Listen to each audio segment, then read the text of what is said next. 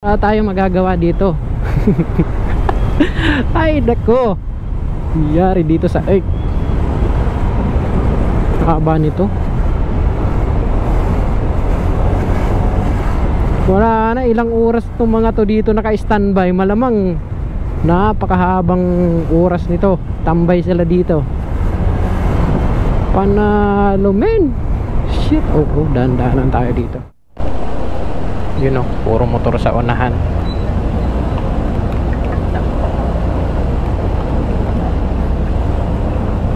Yun po, puti nakausad kami. Swerte. Ya, talon. What the yago tumalon. Okay guys, bibiyay tayo ngayon pa uwi ng Bicol. Nakapin tayo dito sa Iriga City. Ngayon, titingnan natin magkano ang makukonsume natin na gasolina kaya. So, 438 km yung babaybayin natin ngayon. At sabi dito sa Google is 10 hours in 1 minute. So, hindi naman ito masusunod. Ngayon, titingnan natin kung magkano makukonsume natin na gasolina. So, isiset muna natin to sa 00. Si-zero muna natin siya para ma-clear. Malaman natin kung magkano makukonsume natin na gasolina. Ito yung pang 00. Pam 00 na siya. Ayan, sana hindi maulan yung biyahe natin. Check muna natin yung weather. So ayun, sa QC hindi natin malalagpasan na natin agad to. Tingnan natin yung Antipolo City kasi dadaanan natin. So hindi siya maulan, walang ulan, maganda yung panahon. Tapos Pililya, dadaan tayo ng Pililya. Okay din, walang problema, walang ulan. Tapos Lukban, dadaan tayo ng Lukban. Alas 2 maulan sa Lukban, sana makailag tayo dyan. Maulan-ulan ng Lukban yun lang. And then sunod na dadaanan natin is Atimunan. Sa Atimunan, maulan ngayon sa Atimunan for 40%. So hindi na natin maabutan yan. Madadaanan natin is okay na sa Atimunan, wala nang ulan. Tagkawayan, okay, maganda yung panahon sa Tagkawayan, hindi maulan, maganda panahon. Libmanan, sa Libmanan naman umaga na tayo makakarating yan. Okay, wala, maganda panahon sa Libmanan. Sana hindi magbago yung panahon, hindi maulan. So although hindi naman talaga maulan sabi dito sa forecast. Mag music muna. Okay, let's go, biyahe na tayo guys. Oras natin ay 11 o'clock sakto. Naka full tank naman to guys. Ang next natin na pakarga ng gas, tingin ko lagpas na sa Bitukang Manok or Old Zigzag Road. Ayun, basta Bitukang Manok. Ayun, yun ang alam kong tawag doon. Nagsuot muna ako guys ng kaputi. Kala ko naman bagay. Hindi naman malakas yung ulan. Oras natin ay 1:24. Saan pa lang tayo? Kumain kasi ako guys doon sa may malapit sa may Pililya na. Kasi nga yung dinadaanan ko pa na yung Boon, magta 30 minutes din ako nag-stay doon. Oras natin guys ay 6:35. Grabe traffic dito sa sa Lopez.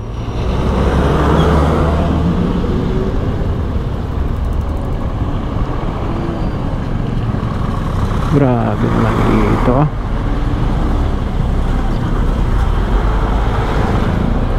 Maulan guys, maulan yung dinaanan natin. Sabi sa weather, walang ulan.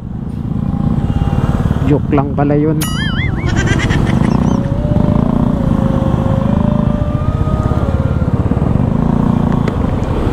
Ito, nakasabay ko tong dalawa to kanina.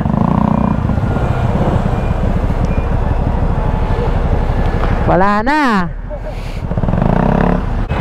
200 km na lang yung tatakbuhin ko. 4 hours and 39 minutes. Grabe naman daan dito matindi.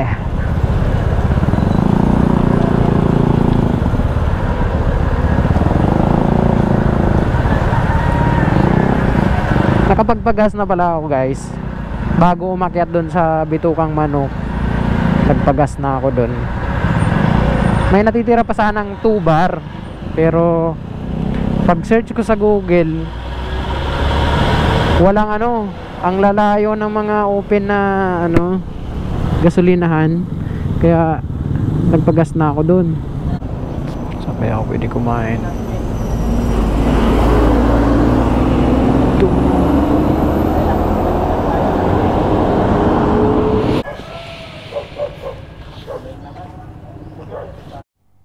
Okay guys, biyahe ulit. Meron na lang tayong 3 hours and 55 minutes. Inanto kasi ako dun sa daan, kaya nagkape muna ako. Tas yun, kape, itlog. Yun lang yung binanata natin, magising-gising man lang. Hindi na ako nagkaputi kasi baka ano na, wala na atang ulan to. Grabe yung kalsada na ngayon. Napaka ano na, lubak-lubak na yung daan. Hindi kagaya nung pag-uwi ko dati dito, siguro mga magto 2 years ago. Tama, magto 2 years ago na nga. Okay pa yung kalsada. Ngayon grabe, malala na talaga.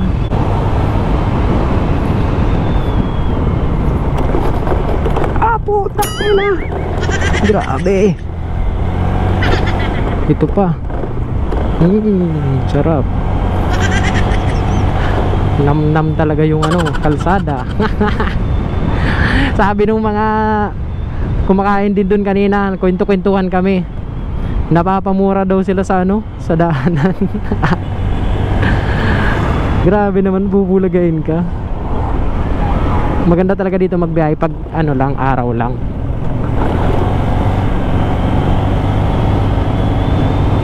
Kakanan tayo dito sa ano, mga 350 meters kanan tayo.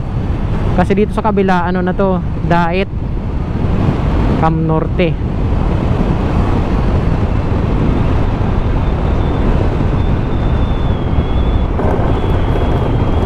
Oh shit.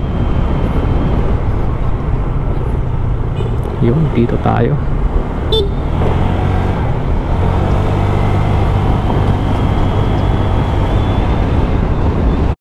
Okay, ito traffic na dito guys, oh.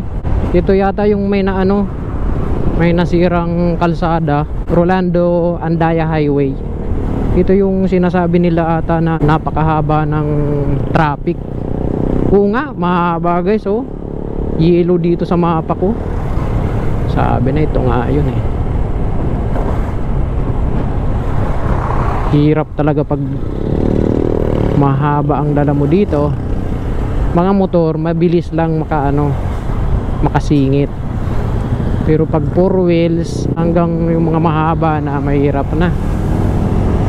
Napakahaba guys, oh. Oh. Kita dito sa mapa.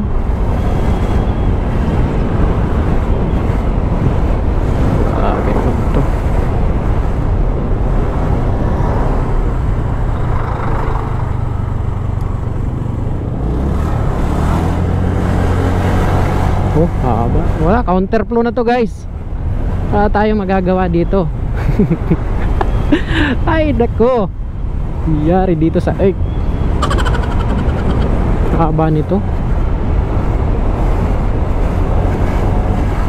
Wala na, ilang oras itong mga to dito naka-standby. Malamang napakahabang oras nito, tambay sila dito. Panalo men. Shit. Oh, dahan-dahanan tayo dito. Dahan-dahan lang. Paliko. Mahirap na.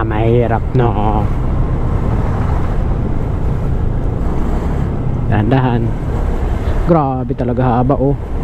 Sa dadaanan ko. Uulan ata. Ayun yung mga kasabayan ko, mga nakamotor. May ADB, may rider. Dito na lang kami sa daan nagpangilala. Diba? Kanina pa kami nag-uuna-unahan nito.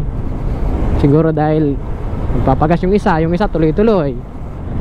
Kakain yung isa tuloy-tuloy. paano pauna-unahan lang guys. Mindanao pa yan oh, yung malayo kasi di nyo makikita. Saka baka ano na tong lens ng camera ko, puro na putik. Ito oh, magkakasabay kami nito. Kwento-kwentuhan na lang kami sa may ano, pag may mga stoplight or tigil na lugar. Yan. Haba talaga men. Shit, grabe to. Subukan natin mag-connect dito sa intercom nya. Kanya ba yan? Hindi. Hindi tayo nakakonect. Iba ata. Jabri yung akin eh. Hindi kami parehas. Wala. Oh, di ba guys? Napakahaba ng traffic. Nagsisibabaan na yung mga driver. Kumain na muna kayo sa labas. Ay, kahit magluto pa kayo dyan sa ano nyo, sa gilid nyo.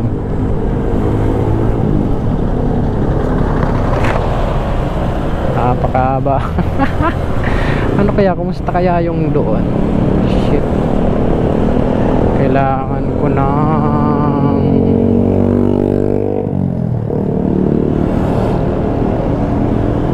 anayin ko tong ano ko, cellphone. Wala yun guys oh, yung nasirang kalsada. Inaayos pa lang. Kaya traffic pare. Oh.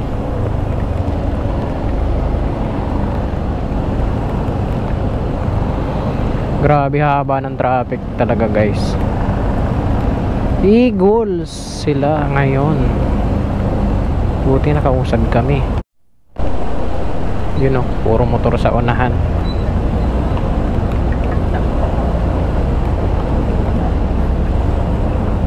Yun po. Buti nakausad kami. Swerte.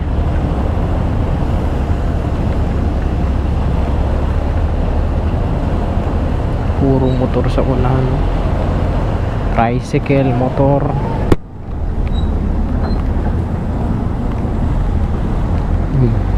Haba.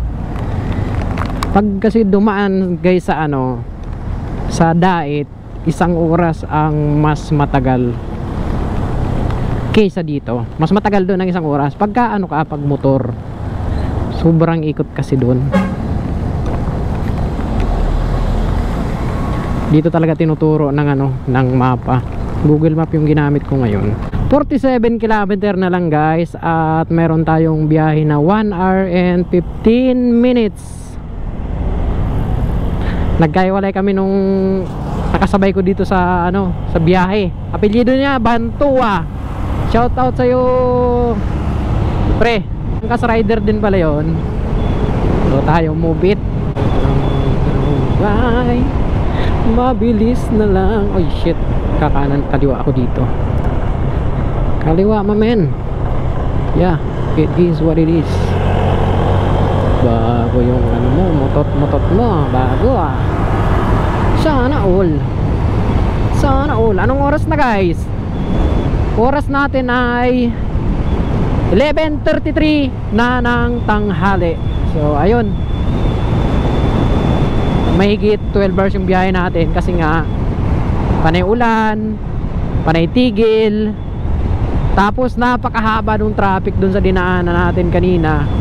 Bali nasira yung kalsada at inaayos pa. So ewan ko lang kung kailan maayos yun. Grabe yung experience. Malupit yung mga lubak na daan natin ngayon ah. Maganda yung experience natin sa lubakan. Hindi naman yun ganun dati eh. So lumala na. Sabagay, 2 taon na kasi nakalipas. Kaya expired na yung ano, mga kalsadang iba. Nagtanggal na pala ako ng kaputi guys. Nagtanggal na tayo ng kaputi kasi nga parang wala naman na nagbabadyang ulan sa dadaanan natin. mainit na kasi sa pakiramdam, mainit na yung kapote natin. Buti nga hindi masyadong nagpapakita si Haring Araw. Oh, shut up.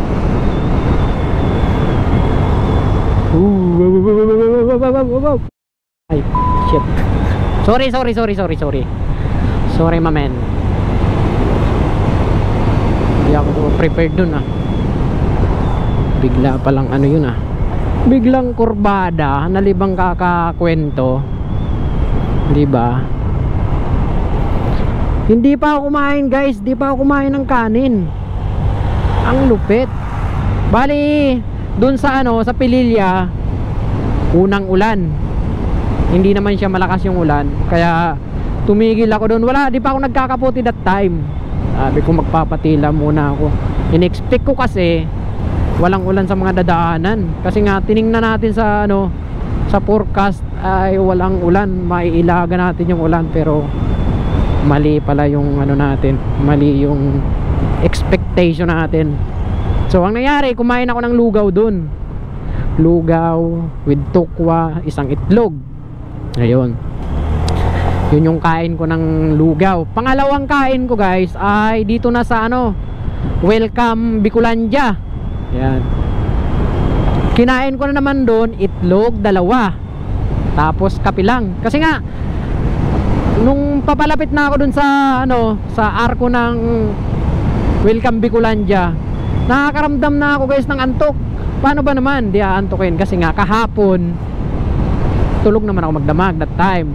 Yun nga lang, gumising ako mga bandang ano na, alas 8 ng umaga.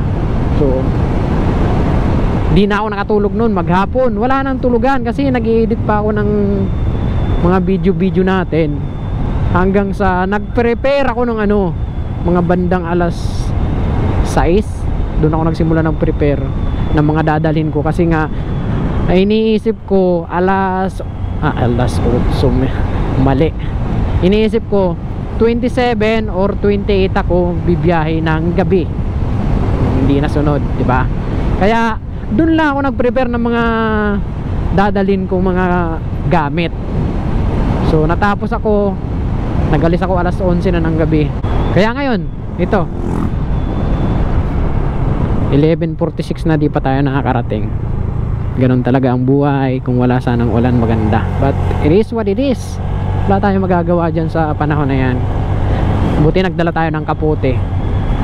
So ayun lang guys. Update ko lang kayo mamaya kung magkano lahat yung na-consume natin na gasolina. Ilang litro ba lahat.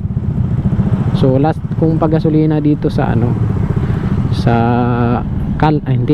sa Shell, pag-gasolina ako doon, pinapuno ko na para wala na masyadong isipin. So ayun, next naman guys, hintayin nyo lang, malapit na tayo. When the sun goes down, when I won't play, I'll always remember this way. When I look at me. Namin, mali-mali na yata yung lyrics ko. Nalilibang lang tayo. Naglilibang lang tayo.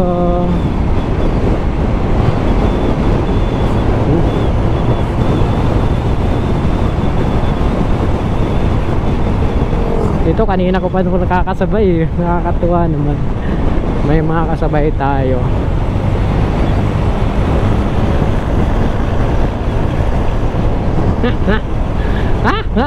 Natutuwa ako guys kasi malapit na eh.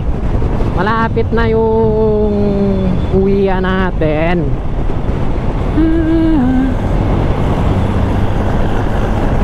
Go buddy. Go buddy. Go buddy. Mapdi na yung mata ko guys. Mapdi na. Mapdi na.